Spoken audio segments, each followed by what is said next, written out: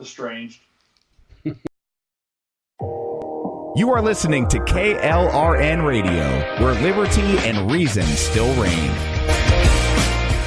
Hi, I'm Jay Farner, CEO of Quicken Loans, America's largest mortgage lender. Spring will be here soon, so if buying a new home is on your to-do list, right now is the time to call Quicken Loans. Learn about which mortgage options make sense for you and get a jump on your competition. With our exclusive Rate Shield approval, the low rate you lock today is protected for up to 90 days while you shop for your new home. With a Rate Shield approval, if rates go up, your low rate stays locked. But if rates go down, you get that new, even lower rate. Either way, you win. Talk to us today at 800-QUICKEN or go to rocketmortgage.com to take advantage. Here's another great reason to work with us. For a record 9 years in a row, J.D. Power has ranked Quicken Loans highest in the nation in customer satisfaction for primary mortgage origination. Again, to lock in today's low mortgage interest rate and get the security of our exclusive Rate Shield approval, call us today at 800-QUICKEN or go to rocketmortgage.com. For J.D. Power award information, visit jdpower.com. Rate Shield approval only valid on certain 30-year fixed-rate loans. Call for cost information and conditions. Equal housing lender. License in all 50 states. NMLS number 3030.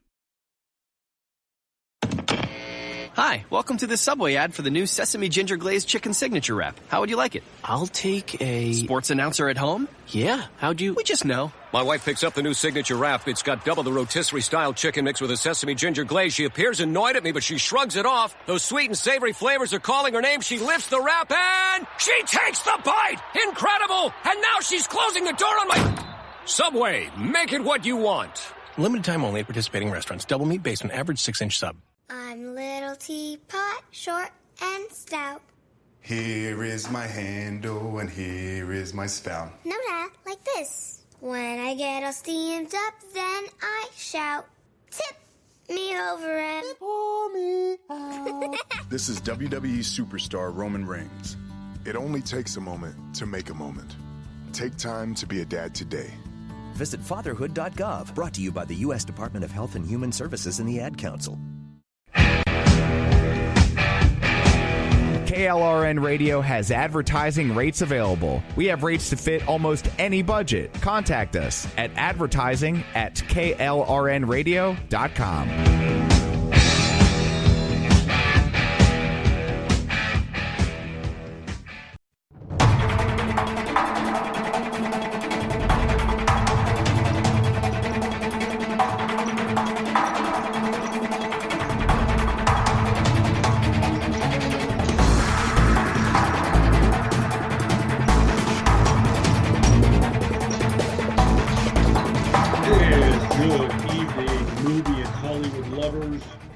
KLRN's anti-political evening. Thursday nights we try to see who can slide into more of the entertainment cultural side of things. My name is Brad Sliger. I am an entertainment writer at a number of outlets. Joining me every other week on Disasters in the Making is Paul Young from Screen Rant. Paul, how is the night going? How are you doing tonight, Brad? I will tell you how I'm doing when the Jaguars finish getting beat by the Titans in about 3 hours. Oh, damn, that's right. They play tonight, don't they? Oh, yeah. Derrick Henry is going to walk on us like we're the literal teal carpet for him. Because I've like eased off of the NFL the last few years just out of I'll tell you this. From me, but I just saw through the headlines. I saw the Jags were playing. I was like, oh, crap. I felt bad for them. It's here in town, man. I could have gone, but I decided to come here and do the show instead, so... Which is probably the better choice, let's be honest with you, because at the end of this game, that's probably I'm gonna ask for a trade. Yeah, after losing Nick Foles after one touchdown, I don't blame you. I can understand. So, and the best player on our team is asking for a trade after 2 games. So, hey, Good time to be a Jaguar fan. Yeah, you're not going to get much sympathy in South Florida. I'm not. Yeah, that's right. You're a Miami fan. Everybody wants out of here now. But getting on to depressing movies, meaning happier subjects, I bet you can guess what I'm drinking tonight. Bourbon. Yes, but what kind? Gerard Butler, does he have his own brand? Like no, come on. It was featured throughout our movie tonight. You're drinking Bullet Bourbon. I've got a glass of 10-year-old in my hand, just like our hero Stallone, because And I said I wasn't going to do this. I'm only going to do it one time. But it's like, yeah, I got to drink the bourbon. I got the bullet. I'm bringing my own bottle with me. Bullet. Here's $20 to rent the glass. This bourbon was featured significantly in our film of the evening because this weekend, a number of films are coming out. The highly anticipated Brad Pitt release, Ad Astra, is coming out. We don't care, though, because third level release this weekend is the 5th Rambo installment, because let's face it, after 30, 35 years, there's still so many unanswered questions about a monosyllabic, heavily armed individual in the woods shooting anything that moves for either sport or dinner. We definitely have to cover this over the span of 5 or more motion pictures and cartoon shows. Oh, yeah. Hey, don't knock the cartoon show now. I watched me some Rambo cartoons growing up.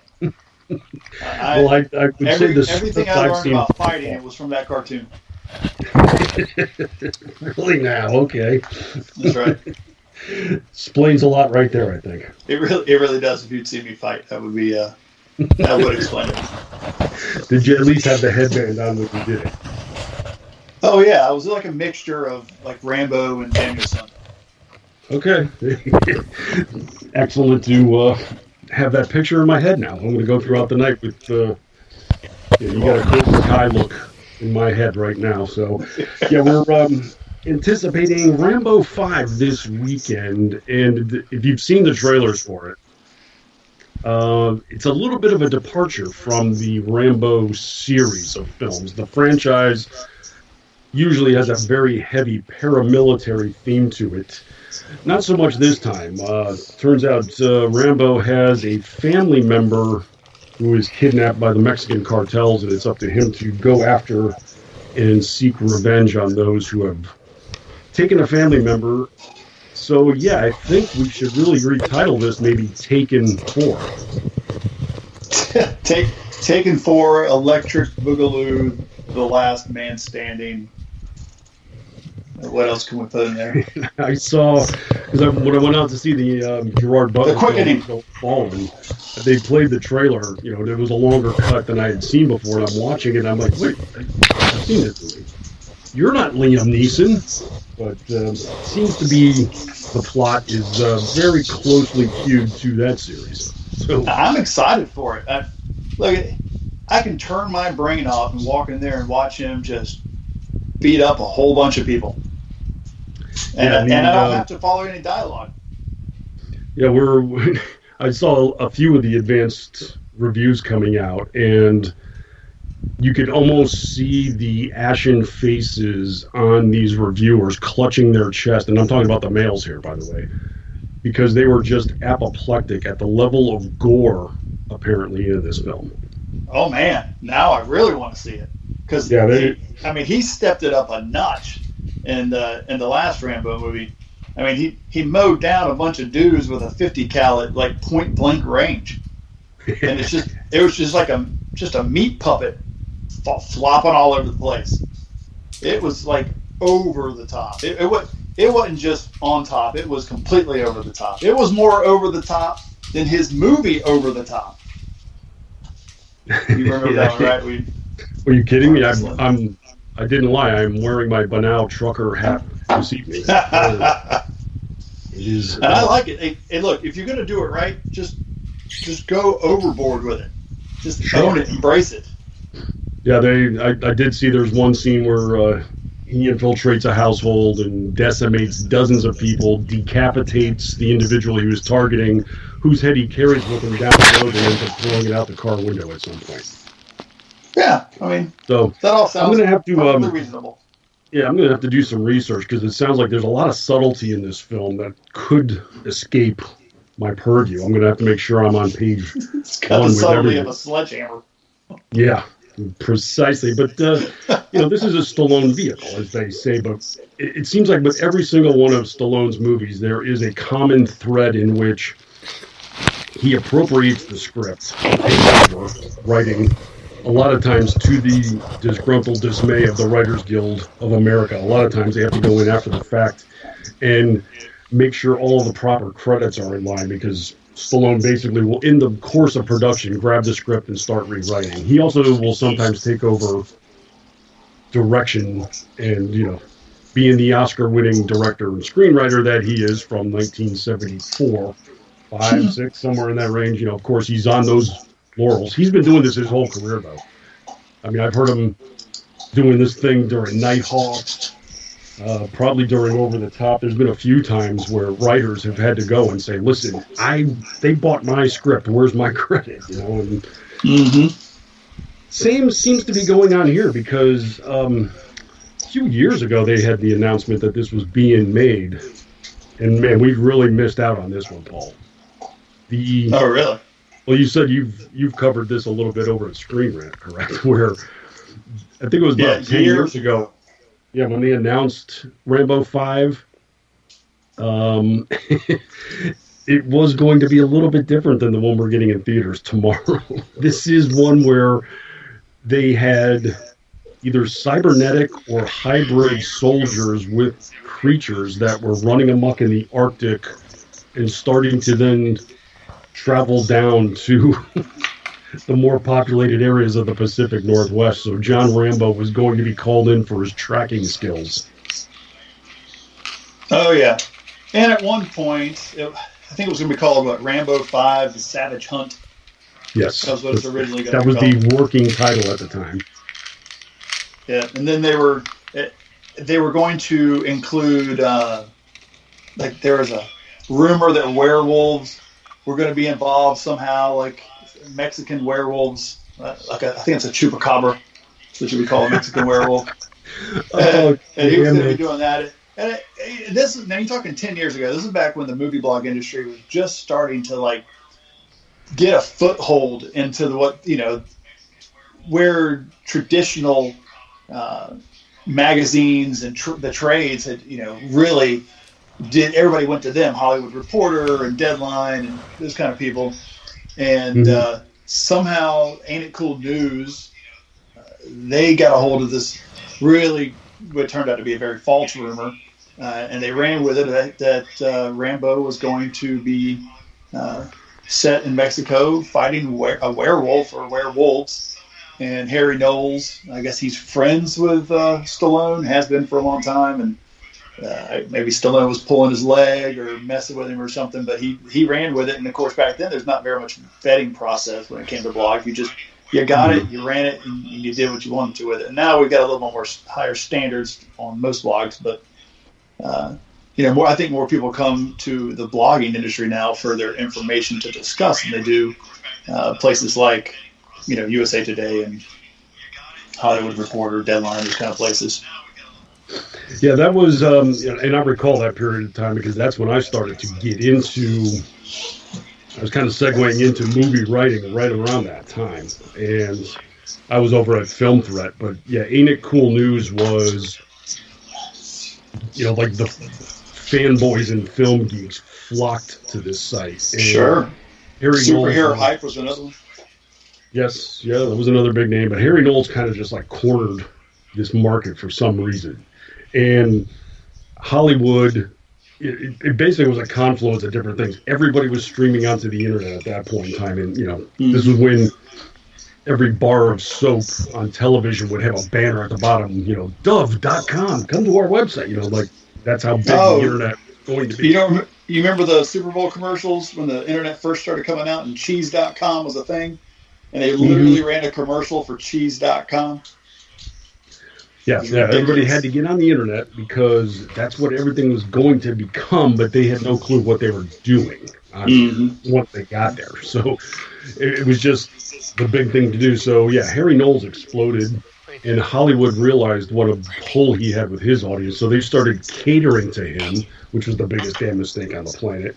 And he's in Austin, Texas, but he's flexing his entertainment cultural muscles like he was a big influencer. I mean, he even appeared with Roger Ebert on Siskel and Ebert on one episode. I recall. I met him at Comic-Con. He had insider access back in the time when that was unheard of for fanboys, and the rumors that he would spawn mostly turned out to be true, and that made it even better, you know. And then as we hit that dawn of the age of superhero movies, and people were just looking for it, and they wanted to read about it and talk about it and discuss it and yell about it and complain, the internet gave them that outlet that, you know, wasn't previously available except to people who wanted to write a letter to the editor of the paper. And places like Dark Horizons popped up, and with Garth out in Australia, and Screen Rant. That's how I got involved with Screen Rant. And it just, after a while, they started to learn that SEO was more important than being in the know. And as long as you wrote about something in a way that made people interested in it, you didn't have to be first. You just had to be best. Sure. And that's just kind of how went off on a brief history of the industry tangent there for a second, but no. This is all, you know, relevant, because what gave Knowles his foothold was that the trade papers like Hollywood Reporter, Variety, and such, they were all plugged in with producers, agents, studio heads. That's where they were getting all their intel from. And, you know, it would be kind of like on-set access, and you would maybe get an advanced script and things of this nature. But when the internet was exploding, everything was about content. Everything was about getting information, no matter what. Well, Harry Knowles was catering to not even second, but like third, fourth, fifth tier people in the industry, the technicians, the people that worked on set, the geeks, the special effects guys.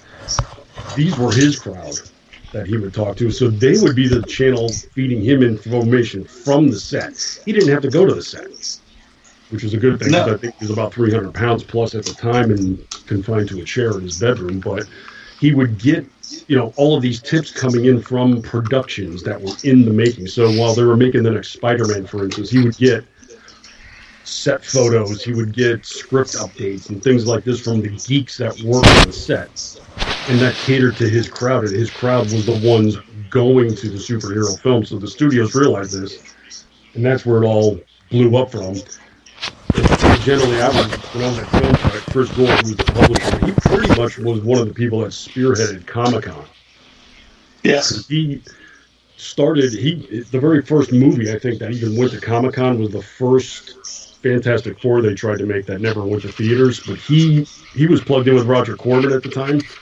So he was bringing the actors and such to Comic-Con because it was a comic book movie. He saw that crossover potential and just, you know, they were signing photos and doing it. And he said the place was, you know, a fraction of the size that it is today. And he said nobody ever thought about doing this before. So we were promoting this movie. Of course, it never came out. Long story, another episode probably we can do. But, you know, that's again, you know, that's some of the ground floor stuff that brought us to where we are today. So. And Ain't It Cool News, actually, you know, it kicked off the careers of several writers, you know, Capone, and really most famously Robert Cargill, who ended up writing Doctor Strange. He started at Ain't It Cool News, and then he made friends with Scott Derrickson before Scott Derrickson was a name, and then they, you know, obviously they worked together on Doctor Strange, but he actually pitched a movie idea for Sinister. I don't know if you remember that one that the Blumhouse picked up, and Derrickson, that it all came together from, you know, the blog. That's where it came from, and they got produced. So, you know, it has turned out people. And absolutely. Yeah, I mean, for a good, I don't know, 5 or 8 years, I mean, Ain't It Cool News was the source. You had to go. Now, the big, you know, drawback to it, of course, is you had to read Ain't It Cool News to get this information. And, those people were god awful as far as the English language. Oh yeah, it was the very definition of a blog. They would. It was rough. Why spend 300 words describing some one little factoid when you can unspool 1,200 words without punctuation or linguistics or basic English language? You know, it's that was the thing you had to suffer through. But again, well, he knew his target audience. Sure, that was his crowd. They, you know, he was basically getting up there on a preacher stand and talking to the fanboys, you know. So exactly, you had to kind of wade through a swampland of prolix in order to get the meat and potatoes of a story. But anyway, so that was Stallone going to them, with this story. So I guess it probably morphed a couple times from the Mexican Chupacabra to the Pacific Northwest hybrid soldier beast creature, and then they finally got wise and scrubbed that. And now we've got the newest incarnation, which is the family revenge pick. And I guess copper free. So he's allowed to now basically be centered in his home in Arizona and then cross the border to Mexico to go wield his violence. Of course, they're doing this in Bulgaria because that's where the movie was shot on the cheap. So Bulgaria is going to be standing in for Arizona if anybody's going to the movie this weekend. Yeah, I won't get to see it until next week, but I am looking forward to it. And just, side note, Bulgaria, I think, was also where they shot our summer favorite, Crawl, the Florida-based hurricane movie. Of course, that's in Bulgaria. So, hey, now let me tell you here's the main reason I'm excited to see this Rambo Last Blood. Have you looked at the Rotten Tomato critics review for it at all? Last I saw, there was only about a couple dozen reviews, and I think it was hovering around 35 to 30%. 34%. IMDb users have it set at 7.5, and Google's at 96. Metacritic's where we're going to start to look. But when I see numbers of that nature, I know that this movie was made for me. Yeah, every so often we get that discrepancy between the fans and the critics, and the sharper that discrepancy is, the more likely we're going to love that film. It's just like Dave Chappelle's stand-up, his latest Netflix special. Yeah, the critics absolutely hated it, and everybody else loves it, and it's hysterical. They just don't want to be offended, and comedy's supposed to offend. So that's just how it is. That's the thing. I mean, Chappelle basically, you want to talk about a 50 caliber gun. I mean, he took it to pretty much everybody and swung it to both sides, left and right. Well, they didn't mind him when he's cutting down people on the right, but as soon as he got to the liberals, whoa, you can't do that. Now, this is offensive. Yes, exactly. And he is he's great. I don't think any of that stuff is from his inner being. He's writing material that will both shock and awe. And I think he does a great job at it. For two of the things I loved about the Chappelle episode was he said, I'm going to do an impression now. I don't do impressions, but I'm going to do an impression. Hey, Chappelle, you suck. You're the worst thing on the planet, and I'm going to go and find out where you live, and I'm going to dox you. Who was I? And then the whole audience is shouting Donald Trump and all these other conservative evil names. He's like, nope, you're all wrong. That was you sons of bitches. You all cancel threw it right in their face, and it killed me. Mm-hmm. He's great at it. So, we're doing Stallone. We got a bad Stallone movie. Paul and I anguished over this a little bit. It took us a good week to come up with a title because, let's face it, Stallone just has so damn many of these. He does. We kind of, we're kicking around, and it, like all of a sudden, I just spat out a title, and like together, it was like a tuning fork went off in both of us, and we're like, holy crap, we have to do Bullet to the Head. Oh, man. Now, I'm pretty certain there's a good faction of people out there scratching their non-bullet ridden head right now and saying, wait, what movie? Because I don't know why anybody wouldn't know about it. It's based on Alex Nolan's French novel that was graphic novel, super popular, Diplôme dans la tête. Mm-hmm. How do you not know what that means? Well, I know. I mean, that title was just rolling off the tongue of everybody about 15 years ago. We all know it's that. The la tête. It's a la tête part, isn't it? La tête. It was it was one of these movies that was coming out that you and I see a lot of the times where you just like, what? Whoa. And it's on the calendar 3 months ahead of time. Mm-hmm. And it had a heck of a trailer, man. I remember watching that trailer back in 2011 when they first dropped it out. And I'm like, this is awesome. I can't wait to see this. And I was legitimately thinking it was going to be awesome. I was legitimately wrong. No, I saw this and I was like, it's got that sheen to it. It's got, the cinematography is really sharp on this. Really good technical. Oh, it's gorgeous. There's certain shots and certain aspects, and the lighting is sort of good in most areas.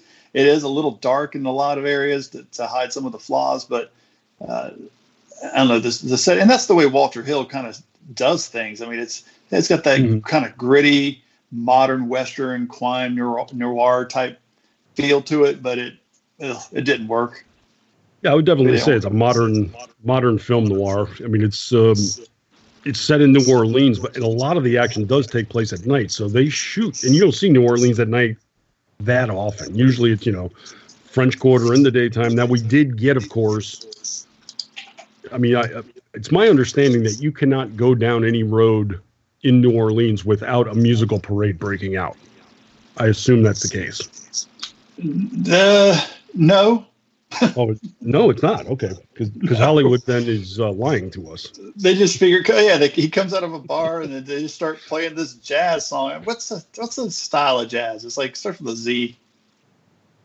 Oh, no, you're thinking Zydeco. Yes. That was in the scene when he first met his partner. We're going to delve into this, of course, folks, in a bit. But no, this is when his partner Quan was out, left him, was walking the streets, and the cops are on the other side. But then this musical parade that happens in the French Quarter every single day apparently takes place, and it's not a small parade either. I mean, you've got about a 25-piece music band and 3 or 4 dozen people dancing behind them. Mm-hmm. And in the middle of the day, walking down. Now, those bands exist. I mean, there's some really good music out there, sure obviously, when it comes to for them. But it doesn't happen like that. And usually when it does, it's usually like in one of the quarters. It's not up and down the streets. They'll meet in a quarter and then they'll walk around, one of the old grave sites or something. Stuart Copeland, the drummer from the Police. Oh yeah, he did this weird behind the scenes kind of documentary when it comes to jazz music, and he starts in New Orleans, and it's a very good episode. You can find it on YouTube. It only did 1 episode. It was supposed to be like 5 or 6 long for the BBC. Did 1. It's excellent. I recommend if you're into that kind of stuff to go watch it. And he talks about that style of music and where it comes from and how it performs, and what you see in Hollywood and what they think happens is nowhere near anywhere how it actually occurs. Paul, you're telling me Hollywood's lying to us.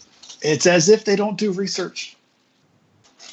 Yeah, I've written about it numerous times where there's real life, REAL, and then there's real life, REEL.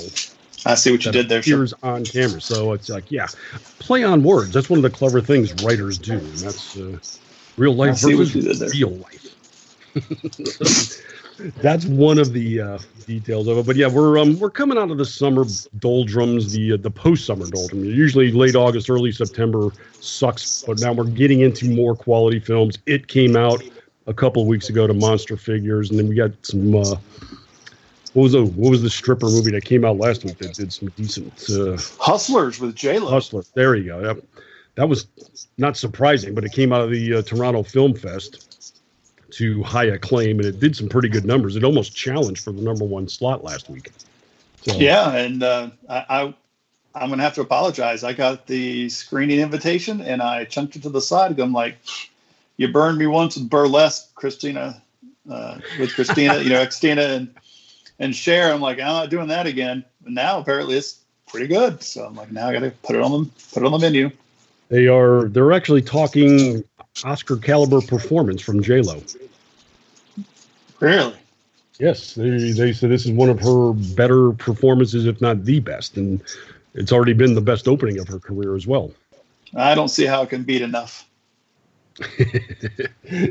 Well, yeah, she did get jobbed on the trophy for that one. She did, but yeah, we're definitely easing into the fall season, the pumpkin spice season, as some of our friends like to attribute it. Oh, well. Not going to say anything because I don't want Dolly to get upset, but I was going to say, well, you're going to make up to her when we start talking about Jason Momoa in this movie, so she'll forgive you. Yeah, Jason Momoa cannot even float bullet to the head, but that's what we get. So, right before we get the break, though, amazingly enough, already for our show next week, we're compiling some remakes that are taking place in television for some reason, and they're working to stay on the Stallone theme of the evening here. There's talk of making a Cobra television show. I mean, Cobra was a good movie. I don't think it was like, let's kick off a television series 40 years later style movie. But, they're going to do what they're going to do. See, I'm at a loss because they weren't able to sustain a motion picture. But now they're going to do so for a television show? Hey, Stallone, at one point, Stallone said he was going to start a franchise based on Cliffhanger. Well, yeah, and that's the thing is with Stallone, he says a lot of things. In fact, he said he did nothing with it. After Rambo 4, he said he was 99.9% sure he would never make another Rambo picture. Or and Rocky. Here we are. So, yeah, you need to take what Stallone says regarding any of his properties with not a grain of salt, but maybe a bag of rock salt before you dump it in the well. So that's pretty much where we are. All right, we're gonna take our bottom of the hour break here. Come back with a little bit of news, some streaming information, and we're going to delve much deeper into the very cerebral bullet in the head. See what I did there? I see what you did there, sir. I'm looking. So stick around. We'll be back in 2.5 minutes, folks.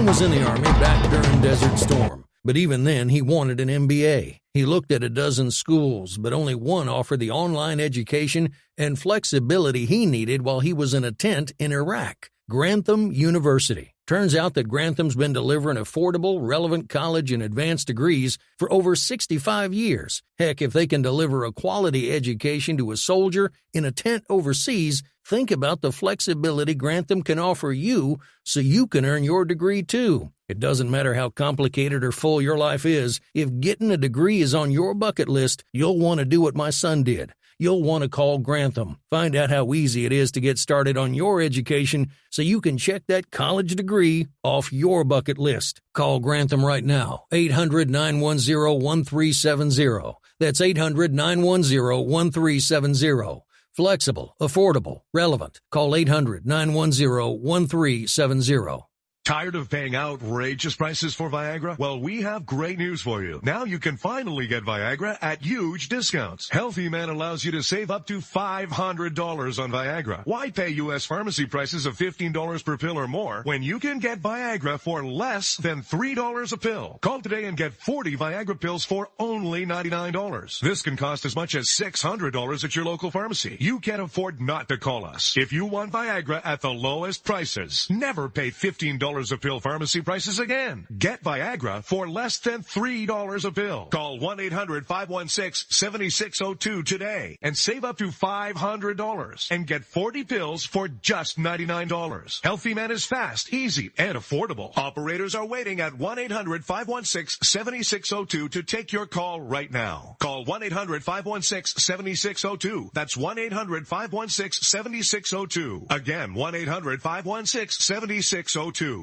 Attention business owners and independent contractors. This is a money-saving message from Tax Mediation Services. If your business owes $20,000 or more in taxes, we can help you today, right now. Listen, dealing with the IRS is no picnic. It's an intimidating and extremely stressful process, and you don't want to go it alone. Our attorneys know every law, every tax break, and every possible opportunity to help you resolve and reduce your tax debt. And if you owe more than $20,000, you may be at the top of their hit list. So don't take your tax debt lightly, because it will not go away on its own. The IRS can seize your bank accounts, your home, and even shut down your business. Call our tax experts today at 1-800-783-0810 and let us deal with the IRS while you focus on your business. That's 1-800-783-0810. Again, that's 800-783-0810.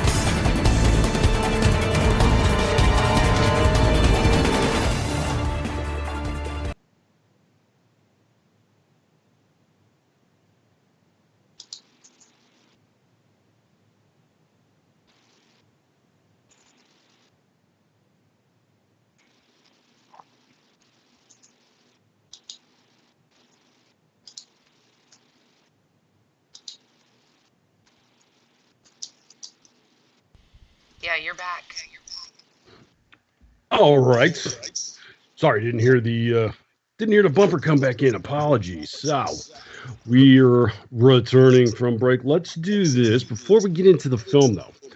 Give you a little bit of a background, a little bit of insight for some of the things Paul and I do. We kind of spend our time on social media trading some of the findings we do when we come across a really bad, really interesting looking piece of cinema. We'll bounce it off each other. And Paul and I kind of went down a rabbit hole recently when you sent over to me a new film that's on the way out. Mm-hmm. Mm-hmm. I'm a giver. I'm a share. It's a disturbing piece of furniture that's supposedly on the horizon. Is it demonic in nature? I didn't quite delve that deeply. It's possessed by. It's basically child's play story, but with a recliner instead of a doll. Got it. Okay. So it's possessed. So this, more realistic. Definitely is. Definitely, yeah. I mean, it's a common story. It's one that's told frequently around. Tale as old as time, my friend. Sending kids to bed. The name of this one is Killer Sofa, but really the poster's a grabber because really what we see is a lazy boy that is filled with a sharp, protruding, bleeding maw of teeth. And yeah, we're dealing with a possessed recliner chair as the basis of this film. Mm-hmm. That's awesome. Yeah, this it was a striking and a stirring piece of of artwork for this one. And then I managed to come back at Paul with my own, because there's another movie on the horizon, believe it or not, called Tables, that is based on, I wasn't clear. I've seen the trailer a number of times, but I don't know if it's possessed or demonic. So it's based on D.L. Hughley. No. Yes. Maybe? I don't know. It's pro wrestler. I want to say it's yeah, the director is a former wrestler. And it has Ronda Rousey in it. Yes, and the MMA fighter. And this is kind of his whole deal. He was, what was the name of his group? It was the Dudley Boys. The Dudley Boys, and they would always throw their tag team, and they would always throw their opponent through a table. And so, of course, he needed to make a movie about attacking tables. Well, of course, you thought Killer Tomatoes were bad? You got nothing except for Killer Tables.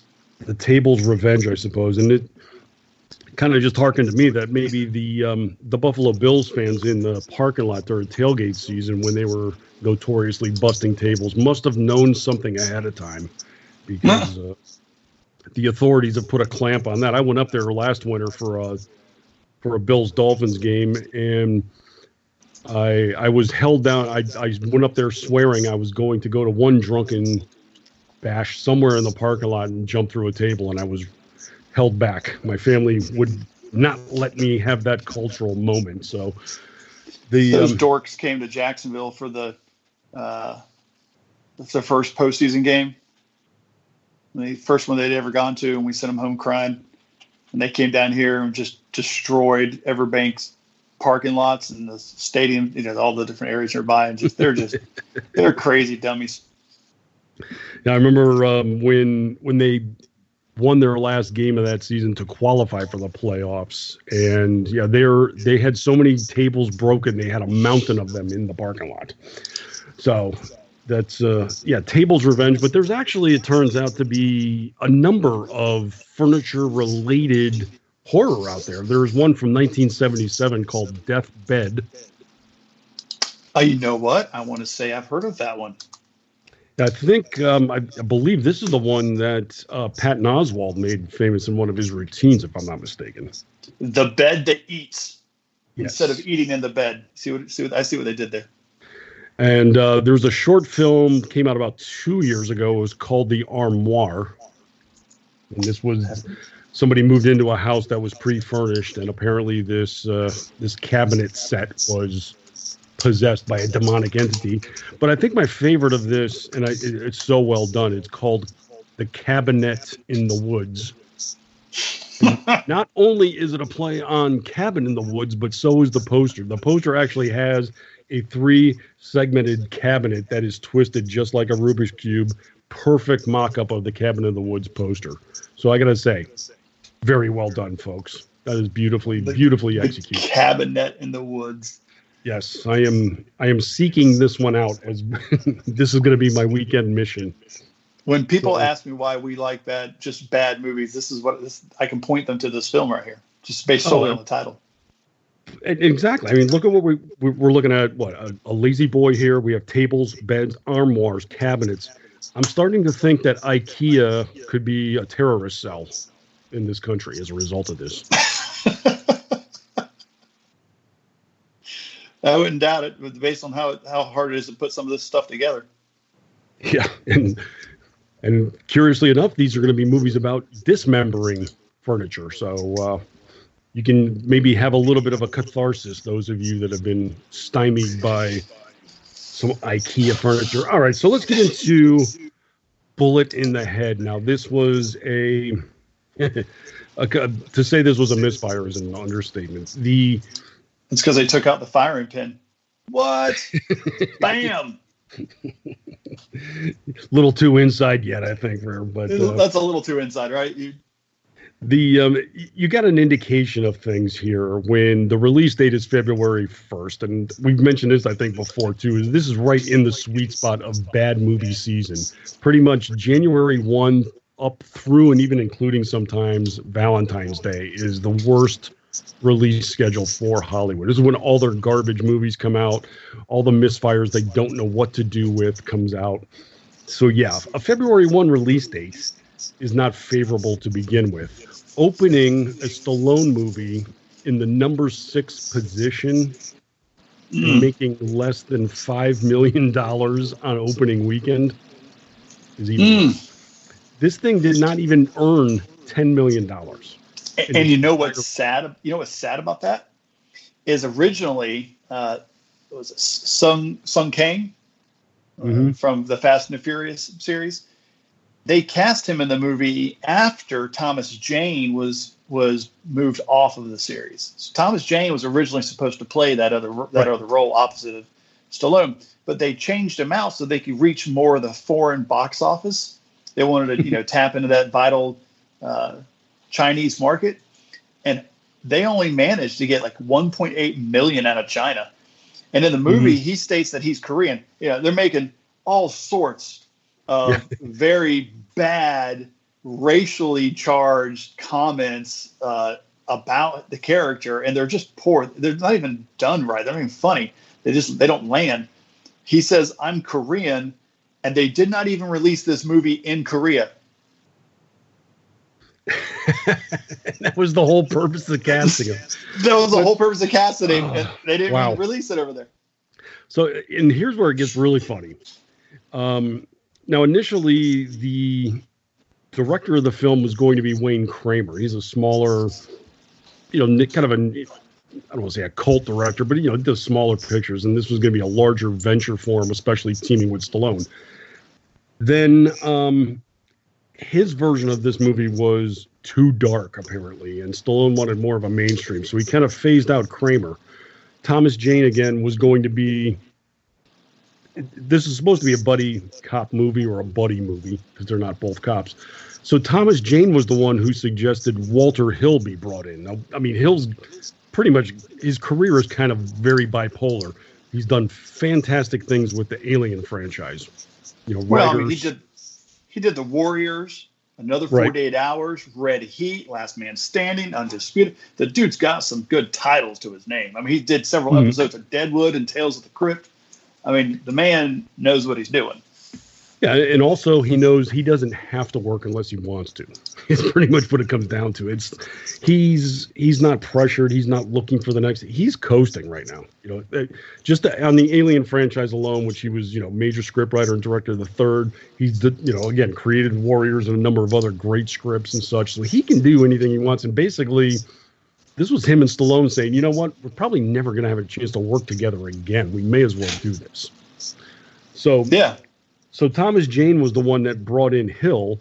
However, when Hill came on board, so did producer Joel Silver. And Silver was the one that said, you know what, all of my buddy cop movies have a white guy and a foreign guy. So we got to get rid of Thomas Jane and bring in the Korean actor. So Thomas Jane basically got himself taken off of this movie.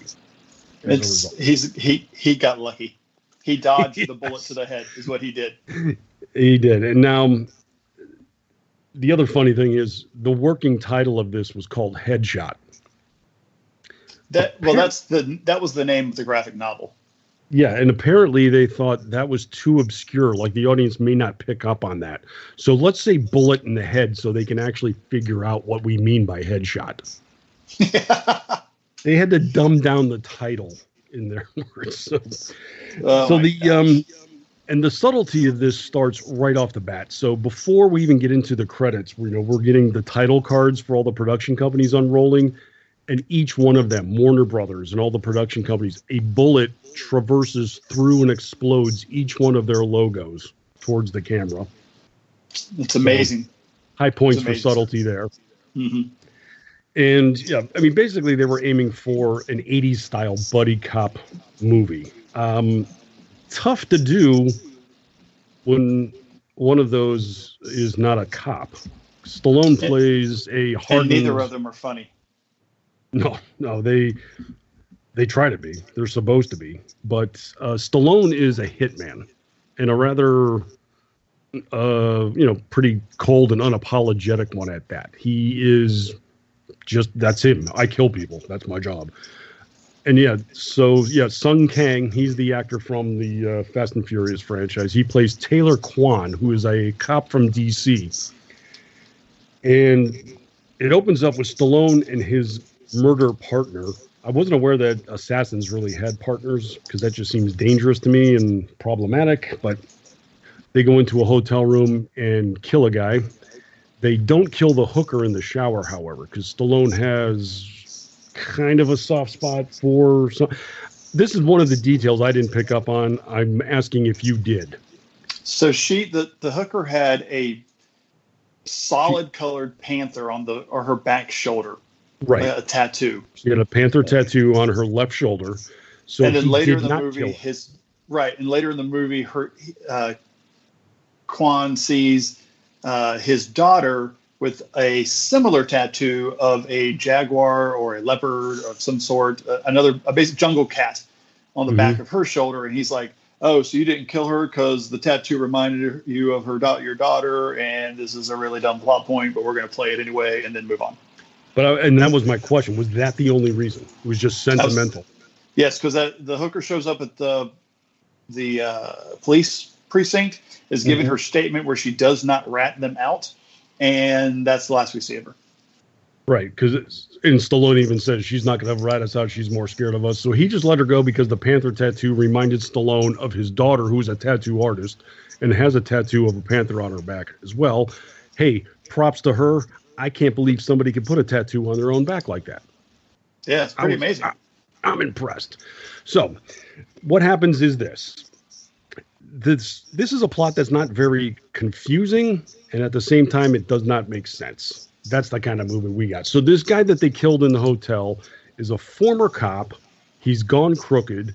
He used to work in D.C. Now he's in Louisiana. He's in New Orleans, and he's in with the corrupt politician crowd or some sort. The politicians want this guy rubbed out, hire Stallone, kill this guy, and now this guy's former partner comes to New Orleans to figure out what happened and teams up with Stallone. How the hell did they team up? I rewatched the first half of this movie, and I still don't understand why they got together. Yeah. Because I know Stallone's partner ends up getting killed, and Kwan's partner got killed, but Kwan's partner was a corrupt cop, got bounced out of the department long ago, so there's no personal attachment anymore. And Kwan goes to him and is like, okay, I lost my partner, you lost your partner, you're not going to honor his death by finding out who killed him. And throughout the movie, Stallone says he hates cops. I cannot find any motivation for them to hook up. Yeah, it has something to do with his former partner. So the guy that Momoa kills in the bar, spoiler alert, kills in the bar, was his former partner. And when they're in the morgue they're doing the autopsy on his partner, he says, who is this? They get the name. He gets on his phone and says, give me a speed check for whatever a speed check is in DC, and says, give me a speed check on Lewis, whatever the guy's last name was. And it wasn't 3 or 4 minutes later, by the end of the scene, he gets a call back, says, oh yeah, former known associates are this guy, Bobo or Manosa, whatever his last name is. And that's how he gets, and he starts looking for Bobo. He starts looking for old Jimmy Bobo that way. So it's the morgue that puts him together with a speed check from his phone, his BlackBerry. Yeah. He's using in 2012. Well, I mean, I see the motivation for Kwan. I see the motivation for Bonomo. This is Sylvester Stallone's character is named James Bonomo, but they say Jimmy Bobo. That's his name in the movie. And we're supposed to be deeply intimidated by this assassin. One of the other details, I caught this on a quick, and I had to go in freeze frame and make sure that they had that scene where they were putting up all of his Sylvester Stallone's jacket. You know, his criminal records were popping up on screen. Oh yeah, and it had literally old pictures of him from like the 70s and 80s. Yeah, all of his mugshots were from his former movies. Yeah. So, every mugshot that you saw, and they just superimposed like the numbers in front of them. But these are all headshots from Stallone's movie career, basically. And then here was a scene I didn't understand, and maybe you can help me with this one. So he's in the police. Quan's in the police station talking to what we now know is a corrupt cop, and he says, "I'm here unofficially to investigate, my former partner's death." And they said, "Okay." And as he goes to leave, he goes, "Wait a minute, you don't have a Crescent City permit, do you?" Crescent City is what they've nicknamed New Orleans. Mm-hmm. New Orleans is in Louisiana. Louisiana is an open carry state without a license, concealed with a license. And the cop makes him turn over his gun in order to walk around. And I'm thinking, law enforcement can walk around with a badge and a gun anywhere they want to, whether you're in state or out of state. I don't know what that scene was for, because it wasn't 5 minutes later they were having a gunfight. Yeah, and then they also had the scene in the parking garage where the gunfight breaks out with Quan, and it turned out to be 2 Louisiana cops. Why were they going after him? Yeah, he was nowhere near finding. Yeah, he wasn't near finding any information that mattered. I mean, I get that the cops were corrupt and they were, tied in with the other people, that they're, the higher ups. But yeah, Quan did nothing outside of saying, "Hey, there's a hooker in there with a panther on her shoulder." We have to rub him out. And why was he down? Why was he still looking for Bobo? If he wanted to arrest him, I guess. But I still don't even understand why he went to New Orleans, because his former partner was out of the force. He was done and gone. And he's investigating. But my favorite scene was one. Yeah, he's a disgraced cop. Nobody wants him. But this was the motivation. But my favorite scene is in the bar where they get together. Stallone comes in with his bottle of Bullet bourbon. The bartender says, "Oh, you can't do that." Also, too, one of my favorite product placement things is, most bars have their neon signs facing the street to tell people what beers they serve. But of course, here they all face the camera. So, yeah, they serve Blue Moon in this bar, by the way. So, yeah, Stallone goes, "Hey, you got blue, you don't carry Bullet bourbon, do you?" And bartender's like, "No." He's like, "Yeah, well, I carry my own bottle, so I'm going to rent a glass for $20. And the thing is it's the same bar they met in previously. It's the exact same bar. So he knows they don't serve it. But he comes in and asks for it anyway. Yeah. Well, technically he didn't, because the bartender started, giving him grief about it. "You can't take that in." He's like, "Yeah, you carry Bullet." "No, I carry Bullet. I take my Bullet with me." So it just so happens I do drink Bullet bourbon, so I loved this scene to death. But so they team up. They have to go after whoever set up Stallone and his partner. Killed his partner, but Stallone gets away, and they find out that Christian Slater is a high-placed lawyer, and he's connected with D.C., and Washington's going to set them up with land acquisitions in New Orleans and all this nonsense. So they go to his house, where there's a massive party going on, a costume party, because that's the only kind they have in New Orleans. So Stallone says, "I know where we can go."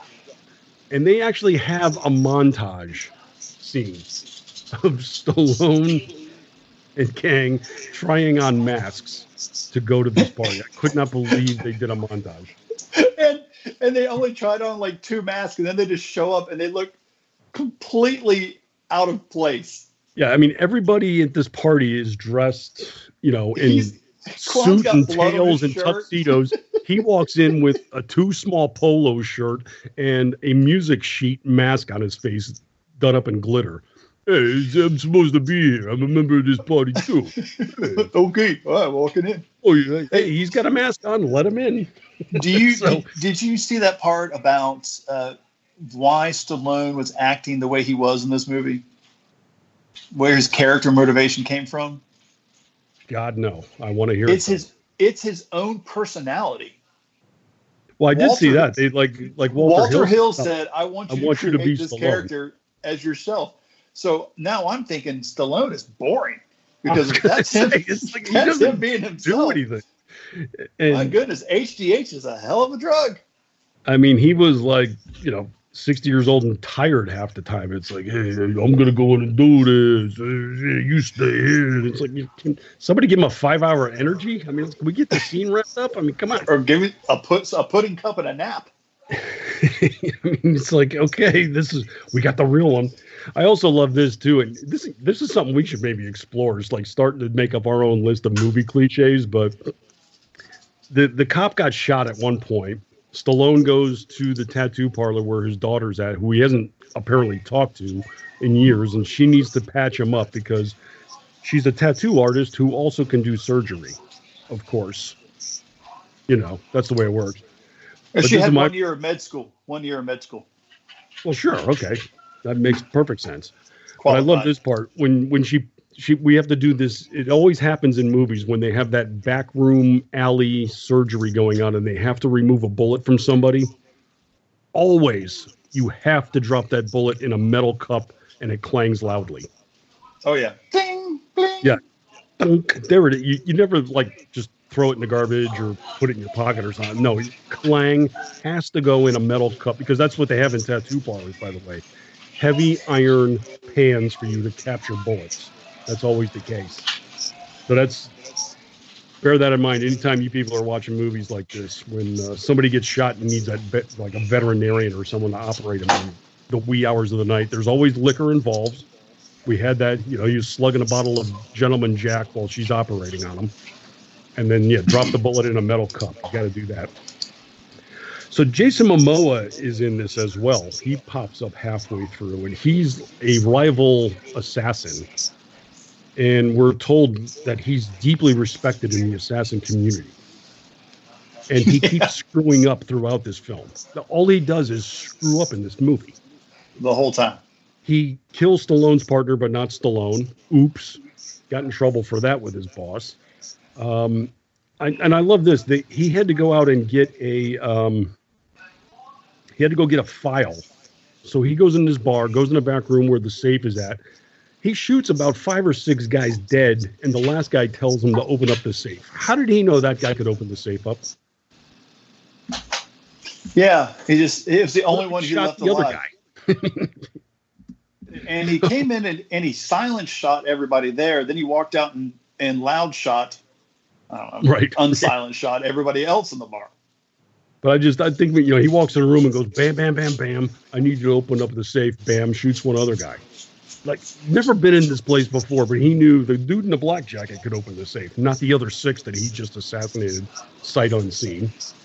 But this is the way it works out. They are indiscriminate killing. I guess that's the way it works out. So pretty much the movie is just, it unfolds like this until they get into the abandoned factory where Momoa is at with Stallone's daughter. And again, we got another cliche right here too. You got the 2 assassins that square off with each other and they don't kill each other. Throw the guns aside. We're going to have a fight with axes. And where they got those axes from, they were in a display case, in an abandoned building. Why are there obviously very important fire axes because the dude reads the little plaque from the, hey, to the fallen heroes. Why would you leave those there? He has a very poignant moment where he talks about how people back in 1910 fought for this factory only for it to get abandoned 10 years later or some nonsense. But yeah, he breaks I assumed it was the fireman axe box, but I didn't know they stored 2 axes at a time. Now, let's be honest. Let's just be honest. If this is in New Orleans and it's abandoned, that son of a gun has been looted. There ain't nothing left in that facility. The copper's gone. The axes are gone. The statue's gone. They've sold everything they can in there for meth money. Oh, yeah. Copper pipes have been pulled out of the walls, but they left the fire axes there just in case a couple of assassins might want to go at each other. So that'll wrap it up for us this week. I deeply encourage anybody, if you want to see a just ridiculous, nonsensical, completely brainless action supposed buddy cop movie, by all means go see this. It's on Netflix. You can you're gonna just enjoy it. It is a Can I give you one movie recommendation for this week for you to watch? Comes out on Redbox. It stars Frankie Muniz, and it's called The Black String. And coming out. It is a Tuesday, thriller. It's coming out September 24th. It is a horror thriller with Frankie Muniz. I'm not even sure how that works. The man's 4'2", Yeah, I was going to say he hasn't really parlayed that Sharknado 3 cameo in the way. But he's got a goatee and a soul patch, so obviously he's matured. Wow, got it. Well, it's also just to wrap things up, it is Nick Cage week as well. He's got a movie coming out tomorrow. I think it's primarily on VOD, but it's called Running with the Devil. It is quite boring, I got to say. They managed to take an exploration of the drug cartel industry with Nick Cage in it and make it completely boring. Lawrence Fishburne is in it, and the highlight of the movie is we get to see Lawrence Fishburne masturbating. What? Thank you, movie. Wow. That's what I need, is a 60-year-old corpulent Lawrence Fishburne pleasuring himself in a... I don't have a list of things I don't want to see on TV, or on movies, but now I need to start one with that on top. So I did witness this, but also on DVD this week it came out. It's called A Score to Settle with Nick Cage. So yeah, he is really cranking out these non-theatrical titles. So that's it for this week, folks. I want to thank everybody for listening. Thank you, Paul. Thank you, Lou, for producing this week. Appreciate it more than you know. By all means, go out this weekend and pick up some Stallone. Watch Bullet Head on Netflix, and then head out to the theaters and catch Rambo 5. Sorry there's not a monster that he's chasing, but it does sound like it's going to be pretty good fun. Mm-hmm.